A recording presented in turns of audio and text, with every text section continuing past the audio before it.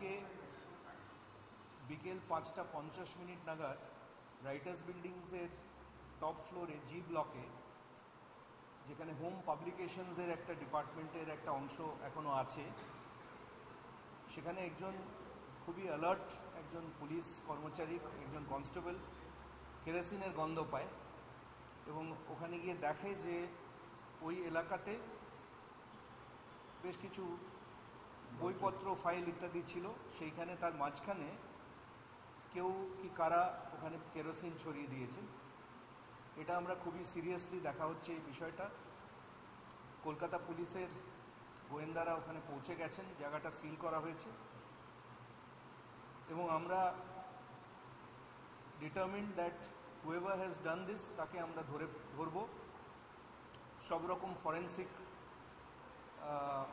Means যা আছে সেগুলোর ব্যবহার করা হবে, সিসিটিভি ফুটেজ ইত্যাদিও দেখা হবে এবং আমরা প্রাথমিকভাবে এটা অনুমান করা হচ্ছে যে এটা কে বা কারা এটা এই ধরনের একটা প্রচেষ্টা করছিল যাতে আগুন লাগিয়ে দেওয়া হয় রাইটার্স বিল্ডিংসে, এবং এটা আমরা যেরকম কন্ডেমও করছি এবং আমরা we are quite determined to get to the bottom of ইট।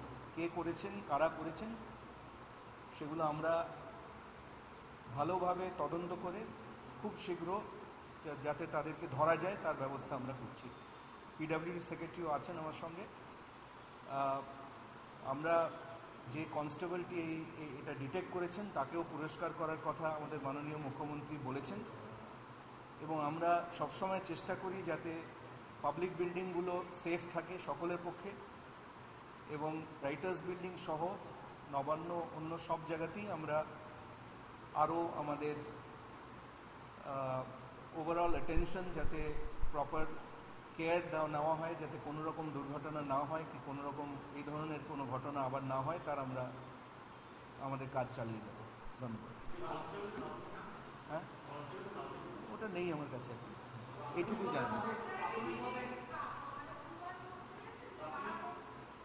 না। এইমাত্র সবেমাত্র তো ব্যাপারটা হয়েছে 1 ঘন্টা আগে। ওখানে কলকাতা পুলিশের তরফ থেকে একজন ডেপুটি কমিশনার মর্যাদার একজন অফিসার চলে গেছেন এবং অন্য ডিটেকটিভসরাও গেছেন এবং দেখা হচ্ছে সিল অফ কর্ডন অফ করা হয়েছে এবং সমস্ত ফরেন্সিক এভিডেন্স যা সম্ভব সে ডিএনএ থেকে শুরু করে হোয়াট এভার ইজ পসিবল আমরা সেটা নেব এবং উই আর ডিটারমিন যাতে উই উইল আইডেন্টিফাই কে করেছে কি কারা করেছে।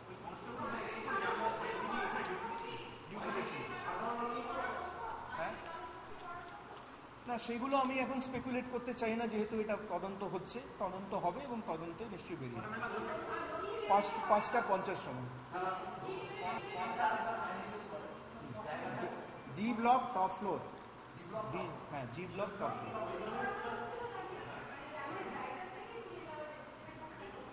না কি বললেন বুঝলাম না।